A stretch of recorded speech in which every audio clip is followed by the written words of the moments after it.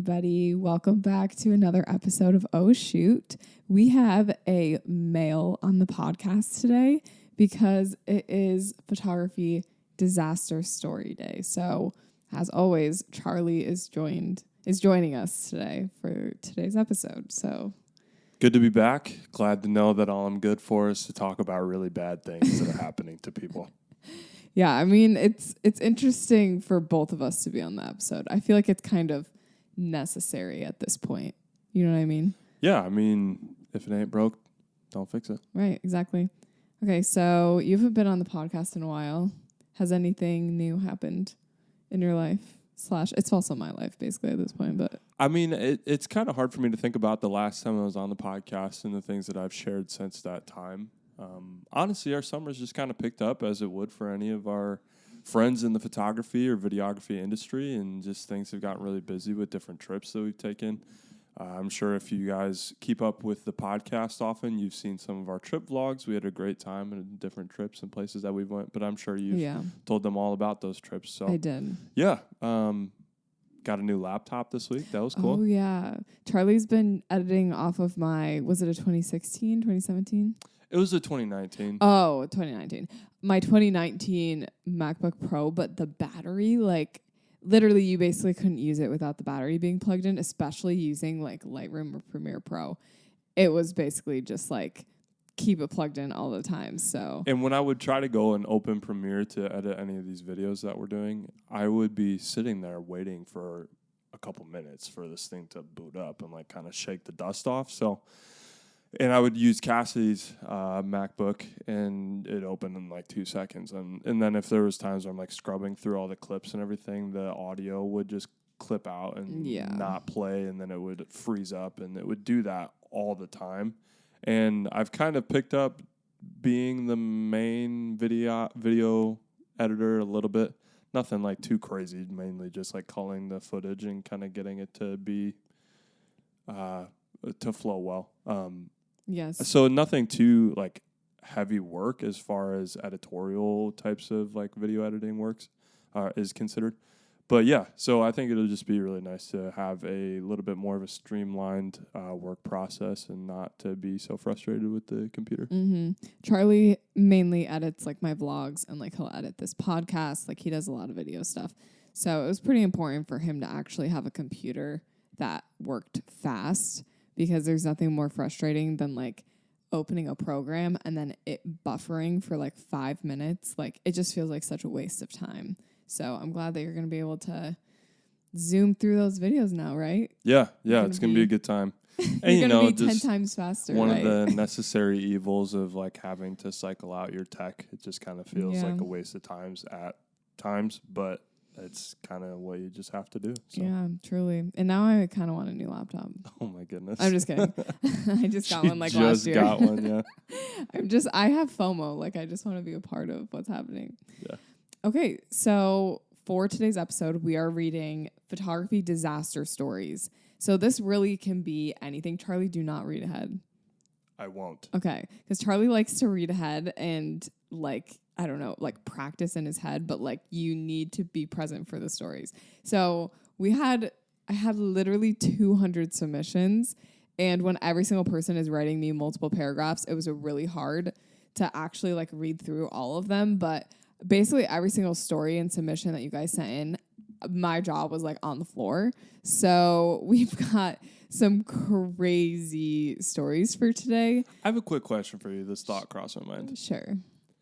Do you think that anybody ever makes up these confessions for submission? I think that one of these in today's episode is made up, but the rest of them, I actually don't. I feel a lot of these things, when you're shooting weddings all the time or doing photo shoots, there's just so many things that can go wrong. There's so many things that play into it, and we're going to see all of those factors in here. So it's not really oh, I was shooting a wedding and Justin Bieber showed up and all the paparazzi ruined the wedding. Okay, that most likely that didn't happen, but everything in these things, it's pretty, the details really just make it seem real. You know what I mean? I could also be gullible too. I don't know. I don't want to ruin the level of genuineness, if that's a word, that comes with this experience of reading other people's experiences to you guys. But I was just like kind of thinking to myself, like, I wonder if there's anybody out there that's just trying to see if they can get their story read. No, I don't. It's not that I have read previous ones in other episodes and thought like, oh, that seems a little phony to me. But a thought crossed my mind. Yeah. I think like when we get into the details of it and like you actually read through the details, it's pretty obvious the ones that are very real. And also I don't think like my podcast is big enough to the point where people are going to be just trying to submit fake stories. You know what I mean? Like it's just not that serious. Cool. Okay. So I'm going to read the first one and we'll just get right into it. Mm-hmm. I'm just going to scroll to the next one to have it ready, not to read it. Oh, interesting. I just want to be ready. Okay. When I first started as a photographer, videographer, I went to Italy on a personal trip and was snorkeling in Cinque Terre. I actually don't know how to say that place. When the craziest thing happened. At the time, I was just using my iPhone on a selfie stick water case and was filming fish underwater when an octopus came out of a cave and attacked my selfie stick. I managed to lift it out of the water and the octopus released himself.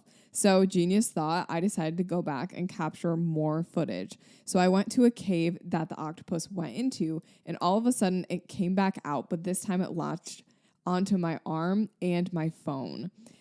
Its suction cups pushed the quick release and my phone shot off my selfie stick and it went back into the cave with my phone. Now back up a little bit. Italy was one of the last countries that I was hitting on a 13-country trip.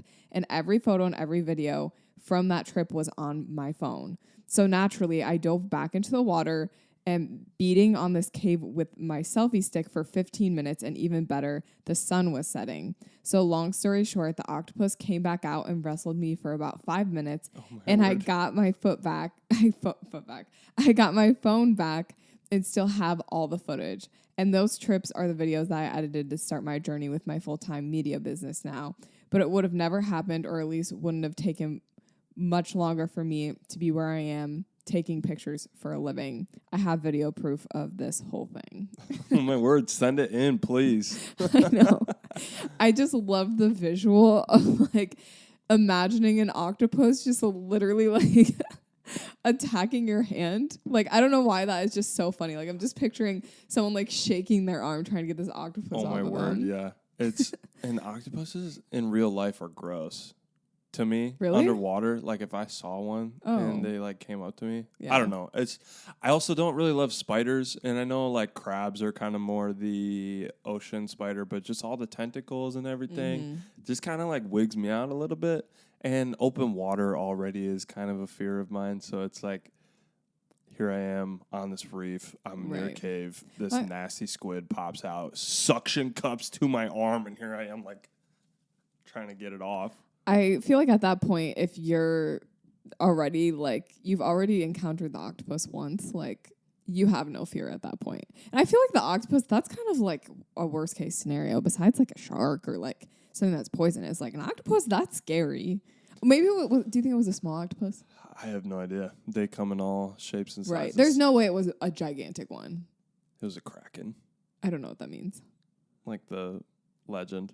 Oh. Or the myths. Like okay. The krakens that blow up ships and stuff. Perfect. Yep. This dude fought a kraken for his phone. Okay. No. I just always think of like the little octopus emoji when I think of an octopus. But like, okay, the fact that you went back to get your phone, like that's dedication. But like you had to save your memories from that trip.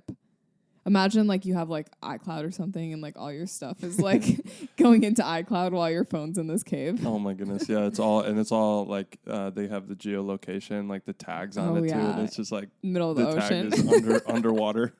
Or the name of the squid's cave, like at his cave. Ready for the next one? Yes. All right. Best man flirted hardcore with me throughout getting ready photos of the guys in the groomsmen photos. At first, I was taken off guard, but then flirted back a little because he was cute and I'm single. I find out during the reception he had a girlfriend.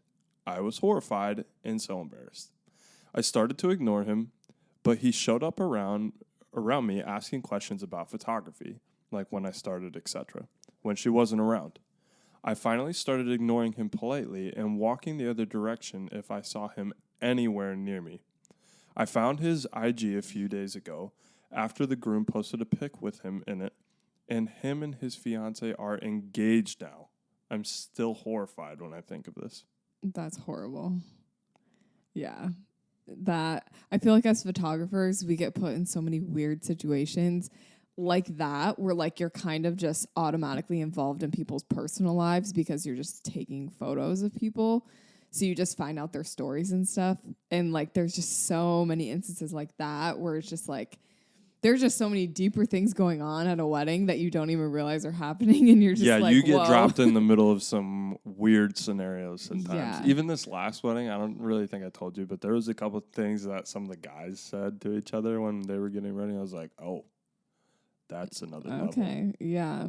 I mean, the things that you overhear, the things that you see, it's just, that's why every single wedding is so different, because you have literally like 150 people showing up in the same place that all have lives going on. Like, yeah, it is, weddings are a different breed. Yeah, I mean, even it's a whole nother ball game for those of you who are like girls going to shoot the guys and hang out with all the guys too. Whereas when Cassidy and I shoot together, I'm usually the one hanging out with all the guys, and she's usually with the girls the entire time. That's true. Yeah. So I can't imagine, like, because I only ever second shoot, I never am in this scenario where it's just me and the other gender of people that are getting ready on the wedding day.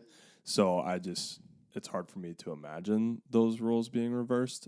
Mm-hmm. But I'm sure people get in some pretty funky scenarios pretty quick. Yeah. I think it was like this past month, was it in May, where Charlie like wasn't shooting with me and I was the only one shooting these weddings. So I had to go to the guys for getting ready. Like all of May, all of our weddings were just me. And I had to do the guys getting ready photos. I literally was like, how does he do this? Like, I felt so weird. Like, I don't know. Like, I used to do it all the time, but like now I'm like, I do not want to do this. It just makes me feel weird. I don't know, something about it. Like maybe it's the posing. I don't know if it's just the people. I'm just like, get me out of here. Like, I am a girl's girl. Like, I need to go back to the girls ASAP. Well, and if I tried to do photos of the girls, I would be like a fish out of water. Yeah. I have no idea what you would be. It'd be bad. Okay, the next one is a little bit longer. I was second shooting a Hispanic wedding. I do not speak Spanish. This is important. And all was good until it came time for the ceremony. It was in an all white ... warehouse with aggressively fluorescent lights and absolutely no natural light. Guests are coming in and all the lights are on, and it isn't great, but definitely something we can work with. Then it's time for the ceremony. They shut off all the lights except for some green floor lights. It's awful. Oh, and did I mention that the whole thing is in Spanish? Which obviously is fine, except for the fact that I had no idea what was going on the entire time. The lead photographer walked up to me and at one point said, "How do you feel about this lighting?" And I said, "Oh, terrible." And she said, "Yeah, same," and walked away. Finally, they turned the... Good talk. Finally, they turn the lights on, not for us, but because the priest is trying to read passages from the Bible with the flashlight on his phone. Now it's time for the first kiss. The priest makes the couple kiss for a solid 3 minutes. It's the longest 3 minutes of my life. I don't know if I'm allowed to laugh. Do I keep taking pictures of the whole thing? The bride is clearly mortified. My secondhand embarrassment is through the roof. They finally make it down the aisle, and right as they get to me, right when I'm about to get the best pictures of the whole ceremony, they shut the lights back off. I panic and crank my shutter down as fast as I can. I got some moody, blurry pics I still love to this day, but good Lord, it was stress. Oh my goodness. That whole thing, I think it's the 3 minute first kiss. And I think the fact that I can like so vividly picture the green floor lights that they're talking about too, that's just, Not a good time. Sorry. Chai down the wrong pipe. Yeah, I just started choking. I'll also like the visual of having to crank your shutter down as absolutely fast as you can do it, because you know that your shot is like too light or too dark, and you just have to change your setting as quickly as possible in order to get any usable content. That is so relatable. Like there are just so many things when it comes to a wedding day that you can't predict.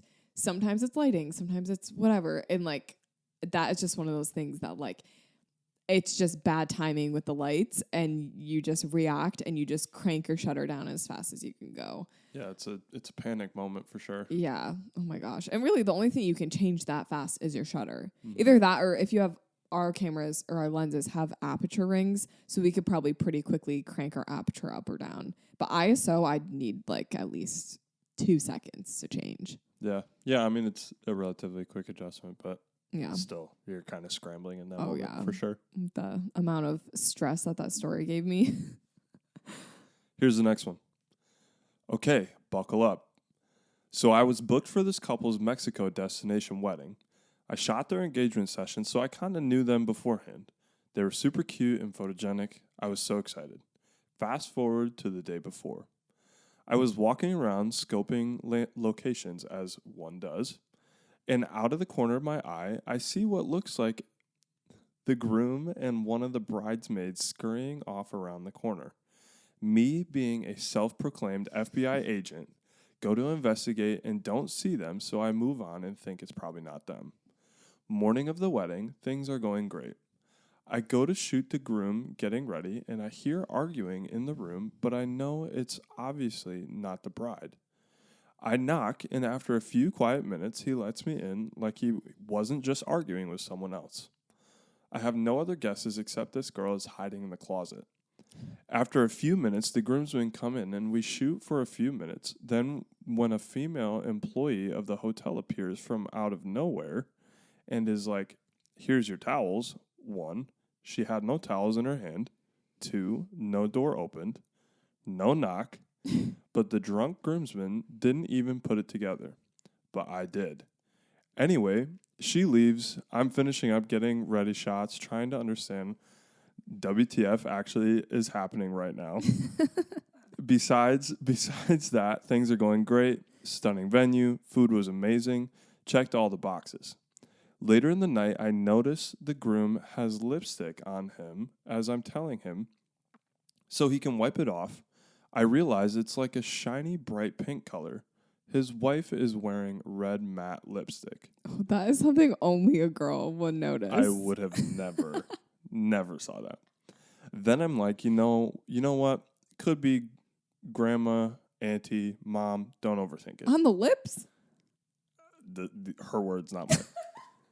It's getting towards the end of the reception now, and everyone is pretty messed up, dancing, having a great time, and I'm catching all those fun candids when I go to the bathroom, and guess who stumbles out of the stall? Don't tell me. The groom and the bridesmaid. I originally thought I saw him with the first night. Mm-hmm. So naturally, I'm like, oh my gosh, he knows I caught him.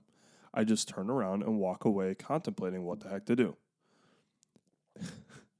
The maid of honor comes seconds later and snags me, asking if I've seen the bride. I hadn't, so her and I go on an adventure to find her. After like 15 minutes of panic, we find her. She is on the beach, rolling around with some random dude we've never seen before, and to be honest, I don't know what was happening. The maid of honor quickly says, "No need to say anything to the groom. They are an open relationship." I'm sure I looked like a deer in headlights staring at her. Like you'd at least think not on your wedding night, right? She has a skull right after that. I decided not my monkeys, not my circus. That's a funny saying. I decided not my monkeys, not my circus. I will be using that. Thank you. Never said anything to anyone, delivered a gorgeous gallery, and they are still married 3 years later. Oh, wow. Yeah, not my monkeys, not my circus. That's exactly what I would say too, but I would not use those words, and I will from now on. Yeah, not my monkey, not my circus. Wait, That's it? Not my monkeys, not my circus. Okay, perfect. I was second shooting a wedding contracted out through a company, so I had no idea what I was walking into. First thing, I go into the bride suite and everyone in the bridal party is taking a pregnancy test. Not bad, just a very bold start to the day. Next, I'm taking photos of the groomsmen. The father of the bride then insists on taking a photo with the groom while holding a shotgun. Sir, it's 11 o'clock in the morning, but you paid for this, so go off, I guess. Next thing I know, I'm taking candids during cocktail hour while the lead is doing family photos, and a teenage girl is cutting into the cake, and I have to stop her. I managed to get the piece back in and spin the cake around and make it look like nothing happened.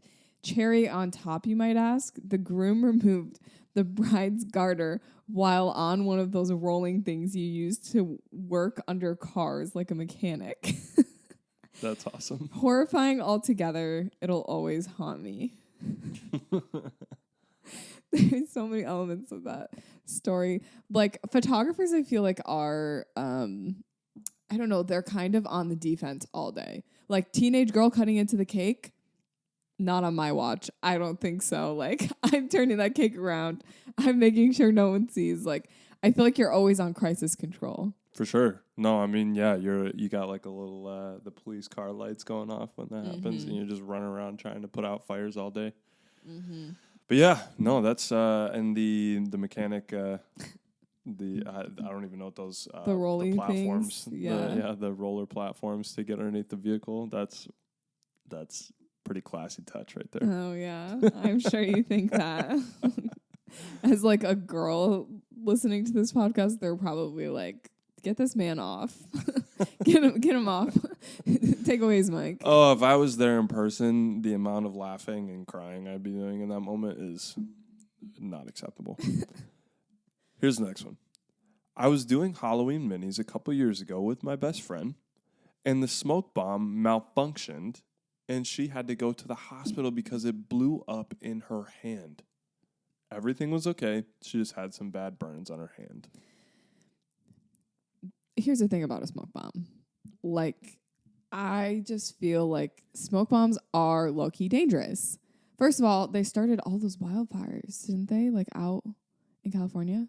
I'm pretty sure someone... Okay, if I'm wrong, don't listen to me. But I'm pretty sure, like, someone did a gender reveal with smoke bombs, and it started, like, a bunch of wildfires. I have no idea of the validity of what you're talking about, but I'm sure that it has happened at some point. Yeah. So, also, I feel like smoke bombs are so unpredictable. So, like, if you do smoke bomb, be careful with it. You know, obviously, like, they're legal, I think. So, like, you can still do them. But be so careful because you literally are playing with fire, right? Yes and no. Yeah. Just it's not fire. designed to be like actual fire, but I mean, in this case, if the thing actually malfunctions, then fire. Okay, so I've shot 2 different weddings where the bouquet caught on fire, like huge flames because it had dried florals in them, and they were set down near candles. One was during a 40-minute long toast where the dad kept going while a brave man picked up the entire flaming bouquet and ran around with it and finally took it outside and was the hero. We have like an Olympic torch moment at this wedding. Like this man's just holding this bouquet trying to extinguish it. And did it say it was the dad?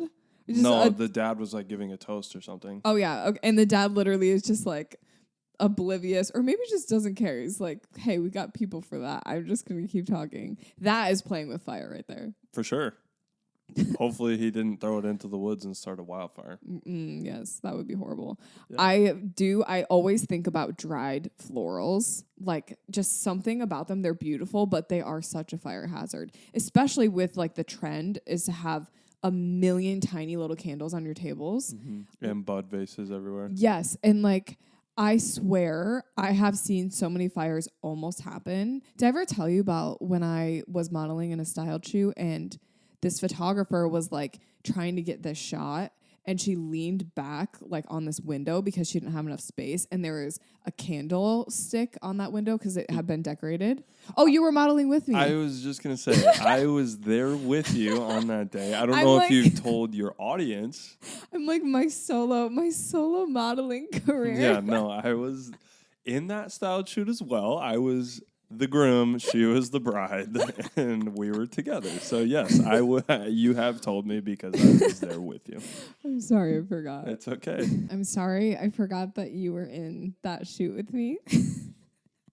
But the girl leaned back on the candle and her shirt started to catch on fire. I feel like I've told this story on the podcast before. Maybe. I have no idea. It literally, her shirt started to catch on fire, remember? And Yeah. did someone put it out or what happened? Well, you and I both were like trying to get her, and I think I grabbed her. Oh, yeah, and literally like pulled pulled her her off of the flame. Did her shirt actually catch on fire singed. or no? Oh my her gosh. shirt singed. That's crazy. We blew out the candle and we kept going. Okay, I think it's yours. Yep. Missed the first kiss by a millimeter of an inch. Crying face. Thankfully, I explained to the bride and she was so nice. She literally said, I don't even care. All the photos are amazing. I'm in literal tears of happiness. Every other photo makes up for it. I cried out of frustration, yet relief. Okay, that's amazing that they had that response. Honestly, I just want everyone to know that reading through the submissions, half of them were people that missed a first kiss. So if you're listening to this, You're not alone. yeah, you're not alone, but also like if you've never done it, just be very aware that you could possibly miss a first kiss. Very early in my wedding photography career, I had an all-day wedding where the bridal party offered Subway sandwiches for lunch. We had been at the venue since 9 a.m., so I accepted a sandwich and sat down next to a bridesmaid to eat. I tried to pull an onion out of my sandwich and a glob of mayo flung in the bridesmaid's hair.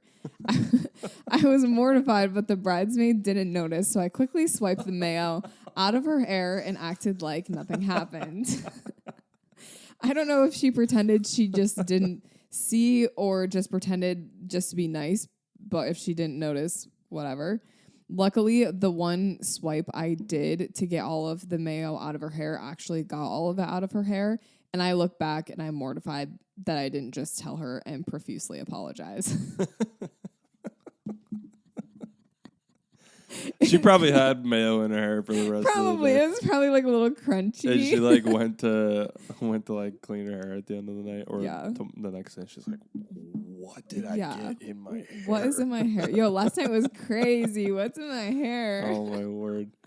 Well, I'm sure there's some type of like all natural approach where putting mayo in your hair like gives all sorts of natural oils and gives it back its natural sheen and shine, and it's just super soft. So you were doing her a favor. It's like a hair mask. Yep. Like a natural hair mask. A mayo mask. Cassidy, love your content. Well, that Love your podcast. actually scared me. Love your vibe. I think you're so cool. So, I'm from San Bernardino, born and raised. I love where I'm from, 1,000%. But I'm from the ghetto. So I was shooting a couple downtown in a parking lot in front of a cute theater sign. Super chill. 20 minutes into the shoot, me and my couple see a homeless man just watching us. So naturally, I say hi, and as I'm about to ask him to leave, he interrupts me and goes, "Excuse me, miss, you got a fat ass." These are her words, not mine. I am, in fact, voluptuous, in parentheses. I kid you not, I was completely speechless, and my poor couple was like, Okay, what was that? We're on a podcast, babes. You have to actually explain. "Oh, excuse me, sorry, this is the YouTube video. I just made a face at a camera. You can explain It's like that." the emoji with like the eyes really wide. And blushing. Yeah. I literally stood there not knowing how to be professional. LOL. So I pretended nothing happened and finished the rest of that shoot in like 10 minutes. I left so embarrassed, but luckily the couple was cool about it. But now I know not to shoot in downtown SB, San Bernardino. Now I just laugh about it. LOL. Yeah. That is a funny story. It's like a little bit harmless. Like, obviously, it's not great that someone's kind of like catcalling you, but like of all the stories that we've heard, like I don't know, it's just funny, and like she can admit, like she's like I'm thick, like like that is just so funny. I don't know. In her words, voluptuous. Voluptuous. It was both the bride and the groom's third marriage, and so the wedding was more laid back until the groom's second ex-wife showed up and did a toast. She talked all about how amazing he was and how she's glad he married a nice lady so the kids had someone to take care for them. Then she said she was so glad she's not with him anymore because now she has a girlfriend that was at the wedding with her and how her life is so amazing now. It was so tense and awkward. Talk about being dropped into some tense scenarios. Yes. Don't let your ex-wife show up at your wedding. Or bring her girlfriend.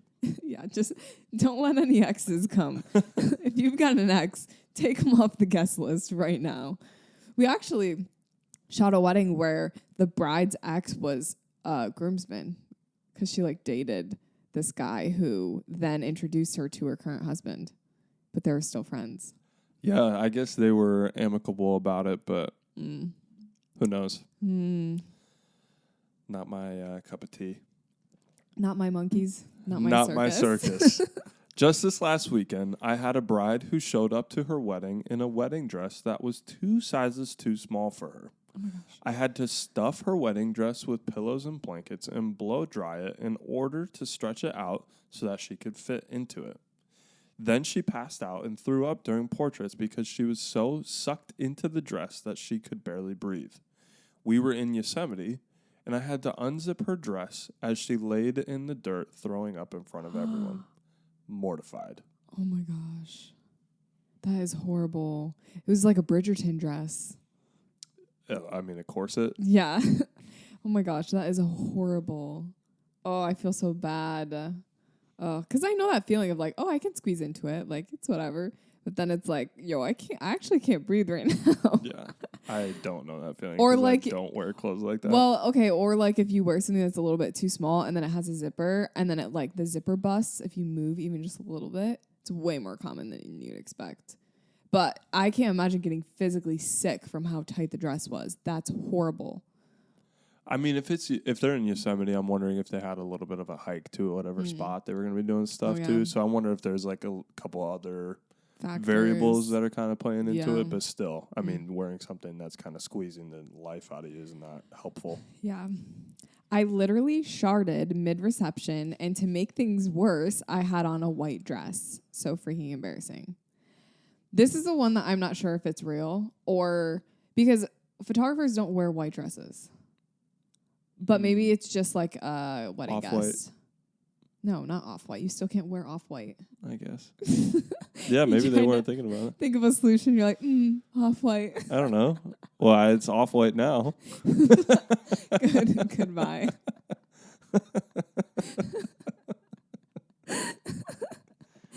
I think maybe the photographer was just like attending a wedding or something. Maybe it was like an all-white guest thing. I don't know. That one detail, I'm in my FBI moment where I'm like, why are you wearing a white dress? Also, though, I did shoot literally yesterday. I had like an intimate wedding and an aunt showed up in a white dress. And the bride like jokingly was like, why are you wearing that? But then like low-key, I could tell that she actually like meant it. Was upset. Yeah.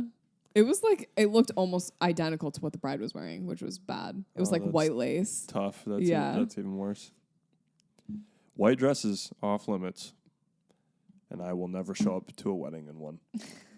I was shooting a wedding and started out with the detail shots.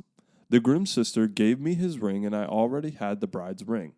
When the videographer and I were finished, I handed both the rings back to his sister, the ring bearer.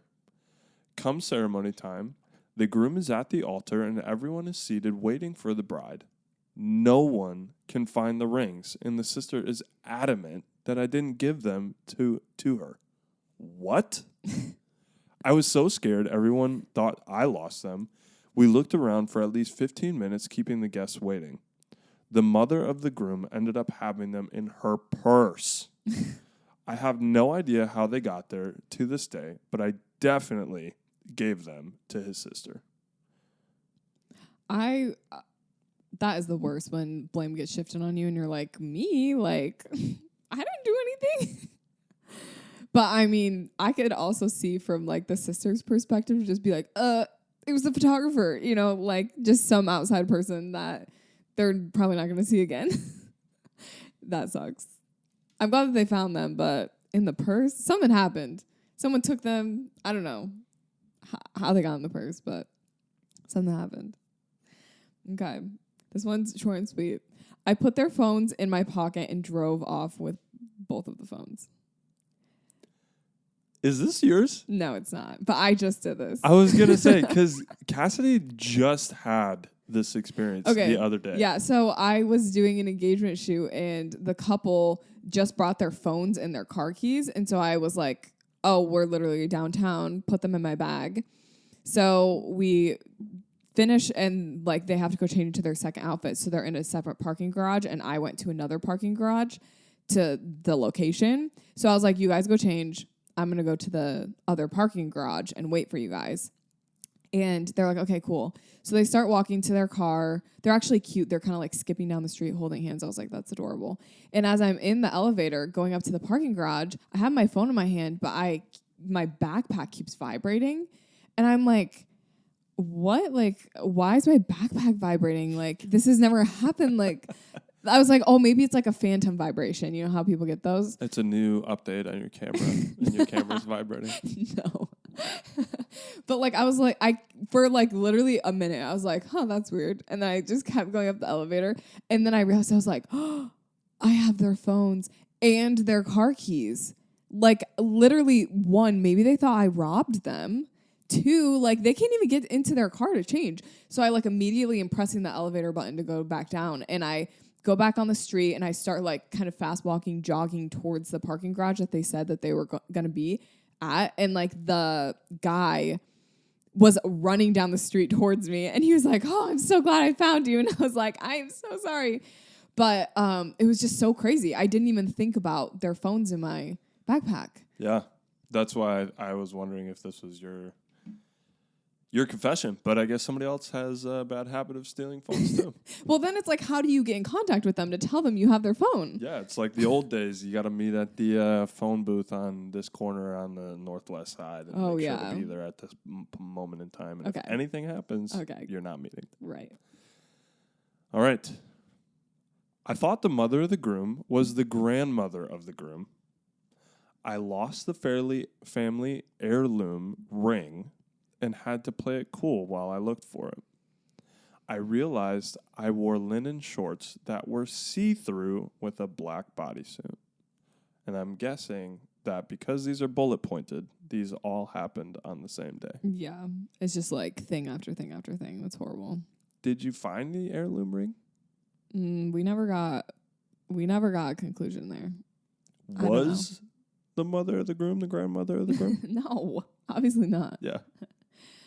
It was my first ever wedding where I was the lead photographer, and my sister-in-law, who's a seasoned photographer, only gave me one tip. Make sure you swap to a fresh SD card before the ceremony so you don't run out of space during the ceremony. Well, turns out the hype of the day got to me, and I ran out of storage as the bride was walking down the aisle. I was taking so many photos that my camera was still loading them, and I freaked out and turned my camera off and pulled the SD card out while the camera was still writing to it. Oh. I had all the getting ready photos on that SD card, so I was freaking out and I had corrupted the SD card. I did a little prayer and quickly put it back in and checked that the photos were all there, and thank goodness they were. It was also very, very lucky. I was also very, very lucky to have my husband as my second shooter that day. So he was able to capture the moment I missed. I learned my lesson.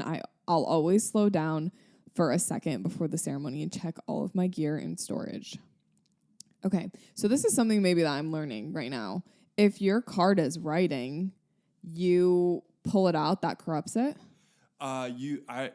I can't answer this definitively because it's not like I've done a bunch of research on this, but I feel like you would be corrupting only the files that are in the midst of actually processing to the card, Well, not the rest of it. I've had something happen where I turned my camera off while it was still writing, and then I turned my camera back on, and it was like, hold please, I have to still write these images, and then it kept writing the images. Oh, really? Yeah, because like the camera, I don't know if this is true, but like the photos I'd assume stay on the camera until the photos are done writing. You know what I mean? Like, but you can't keep shooting either. I don't really know the answer to this. This is something that I haven't really researched a ton of. I maybe need to research and come back. Huh. No, but I mean, my other question is for this person is what size cards are you shooting on that you already filled your cards? Probably maybe like a 32.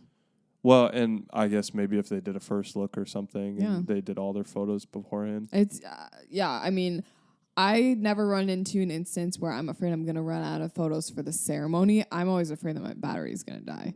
Because around ceremony time, I'm at like 40, 30. Yeah. That's how I usually swap.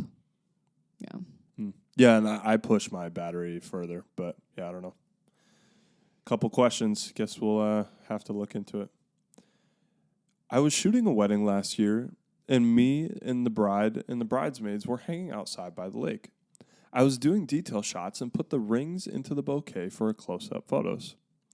I was all done with the details and told the girls to line up for their group bridesmaid photos. I turned around and grabbed the bouquet and handed it to the bride. And the bride goes, "Oh, can I have my rings?" And I panicked because I remembered I last put them in the bouquet for detail photos and forgot to take them out. Oh my gosh. Me, the bride, and bridesmaids all went searching on our hands and knees looking for the rings. We were at the lake, so they were somewhere in the sand. I felt like throwing up. But finally, one of the bridesmaids ended up finding them. Thankfully, the bride was chill. She gave me a hug and told me everything was okay. But I was still so embarrassed, and now every time I take detail photos, I'm extra careful when holding the rings. Yeah. There's a few common topics when it comes to these stories.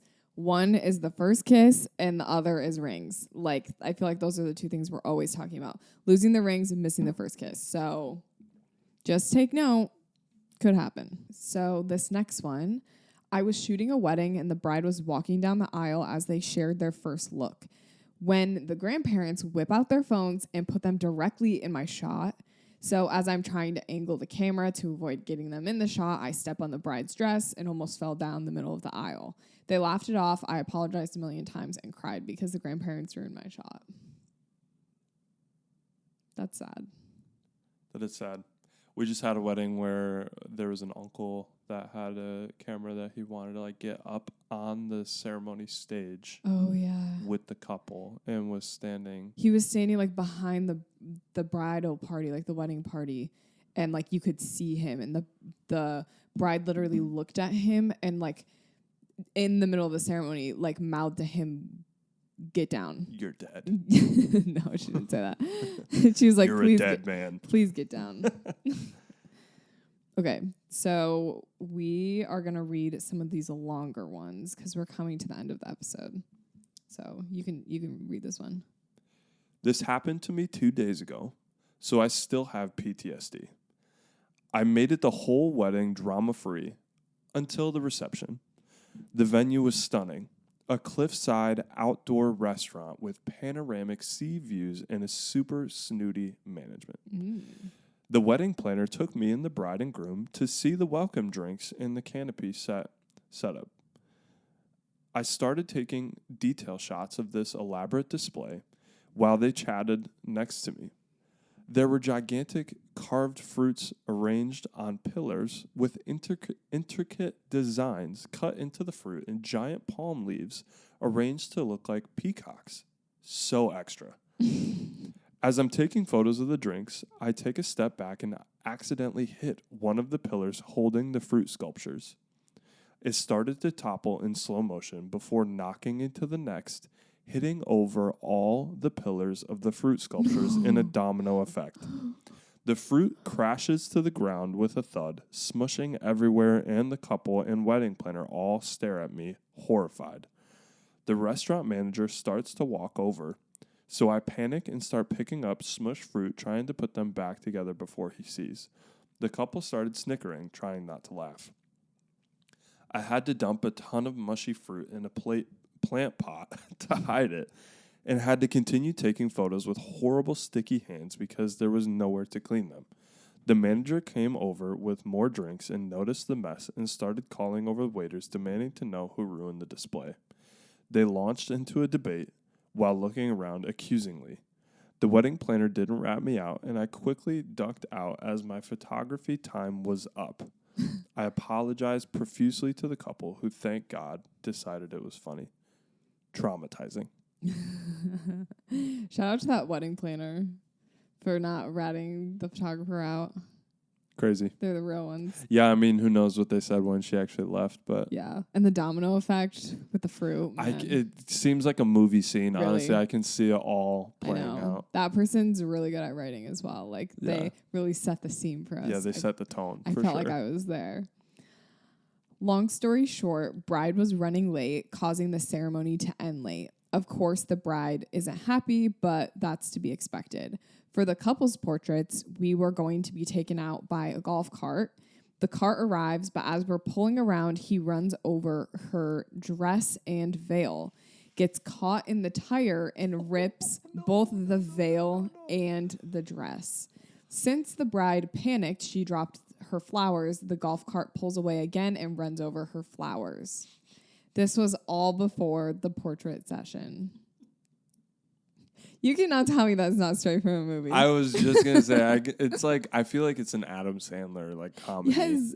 Like, and the flowers at the end. The guy, like, some just random golf course worker pulling up on the golf cart, gets the dress snagged. He's like, oh, throws it in reverse with that, like, nasty beep happening. And then he's like, backs up, runs over her foot, pulls forward again, runs over the bouquet. It's like just everything keeps getting worse and worse. Truly. Oh my goodness. That's horrible. That's terrible. Oh my word. Oh my word. One time I was talking to a mother of the groom and noticed her mascara had smudged under her eye. Wanting her to look and feel her best, I said, oh, hold on. Let me fix this smudge real quick. After what had to be like 10 seconds of me wiping at this mascara smudge, she very calmly said, that's a mole. That's so embarrassing. Yeah. That's too bad. That's really tough. Yeah. I feel like something similar has happened to me in the past. That just feels like very familiar to me. Did I write that in? No, of course not. But feels so familiar. Shared experiences. Yeah. Girl, I was photographing a wedding on the beach and they had their arch tied down with fishing line. I walked behind it during the ceremony, kicked the line, and the whole thing fell down. Yes, I do lie awake at night thinking about it. I feel like that is like a setup. Like they're just asking for it. That's what I'm saying. You got it. Those are certain details that you have to share. Literally. With people. Like fishing line, like it's clear. It's like, literally like a trip line for like a booby trap. It's a booby trap. Yep. They booby trapped the you photographer. Got trapped for sure. For sure. Okay, we have 2 stories left. Charlie's going to read the next one, and the last one I have is pretty long. I was 36 weeks pregnant and was shooting my last wedding of the year. It was winter and forecast was about 40 degrees. So I wore pants with one of those band thingies that holds them up so you don't have to button them, and tried to look as presentable as possible. Well, as you know, photographers do a lot of squatting and standing while shooting weddings to get the shot. During the ceremony, I felt my pants slipping, and I continued to try and pull them up every time I stood. Needless to say, the whole bridal party, and I'm sure every guest, saw my bright blue thong hanging out. One of the bridesmaids after was like, yeah, girl, I wanted to tell you. But of course, it was mid-ceremony. I laughed it off along with everyone else. If I'm ever in that situation again, I'm sure I will go with a nice maternity jumpsuit or something that can't fall off. LOL. Yeah. That is biggest fear right there. That is terrifying. I feel like just there's nothing worse than like just feeling your pants creep down a little bit. I try to wear like decently high-rise stuff because of that. But like this girl said she's pregnant, so like she doesn't have a choice. Yeah. Oh my gosh. That was too funny. Okay. Okay, guys, like I said, this is a long one, so get your popcorn, settle in. Yeah, I'm filling up my last cup of coffee here from my French press. Hi, this is a long one and more of a wedding horror story, not a disaster. The groom's sister yelled at me to F off during family photos in front of everyone. I want to start by saying that the bride and the groom were great. I loved working with them despite all of their family drama. Wow. The morning started off perfect, and I did getting ready photos at an offsite area for the bride. They didn't do a first look, so we had to do family photos after the ceremony. The ceremony went great, and afterwards I informed the family members that we were going to do family photos along this pretty tree line. We were in the middle of a field, and it was very sunny, so the lighting was much better in the shade. The bride had picked that spot, so that's where we planned to take the photos. I let the mother of the groom know, and she immediately got very defensive. She informed me that she spent 100 hours making the arbor for the wedding and that we would be doing family photos in front of it. I explained to her that where the arbor is, they have lots of shadows on their faces and that the photos would be more consistent and better quality in the shade. It was also 85 degrees, so the shade would be much cooler. She started arguing with me and said she did not care and insisted we take the photos in front of it. I let her know that I was just giving my professional opinion because I wanted to deliver the best photos I could, and I would discuss it with the bride and let her pick the location. I went and spoke with the bride. She said she still wanted the photos by the tree line like we originally planned. As I was walking down to the tree line with the bridal party, we were walking past a group of people mingling. This is when the sister loudly yells, "Well, if the effing photographer knew how to do her job, we could take photos in front of the arbor." I had not even met the sister yet, so I didn't even know who she was. I kept walking past her and trying to ignore her, but she continued to yell, "Learn how to effing take photos." I turned around and said enough, and then she told me to F off. I had no problem taking the photos in front of the arbor. I was simply doing photos where the bride requested, not because I couldn't take them, LOL. Girl, whoever you are, we know you are capable. We know you're just doing your job. Okay. I tried walking past again, but she continued to yell at me saying, "If you knew how to do your effing job, this wouldn't be a problem." At this point, I was biting my tongue, trying to stay professional. People were legit holding her back from me, and I had only said one word to her. She yelled, "We paid you a lot of money, and you have been a bee all day." Which, one, she didn't pay me, the bride did, which is why I was doing what she wanted, and two, I had only been to the ceremony site for an hour and had been getting along with everyone great. The only conversation I had with the mother of the groom was very nice, and I was very nice to her. I just didn't give her what she wanted. I told the sister if she didn't stop yelling at me, I was allowed to leave, and then I turned to a bridesmaid and told her to get her away from me or I would leave, and I walked away.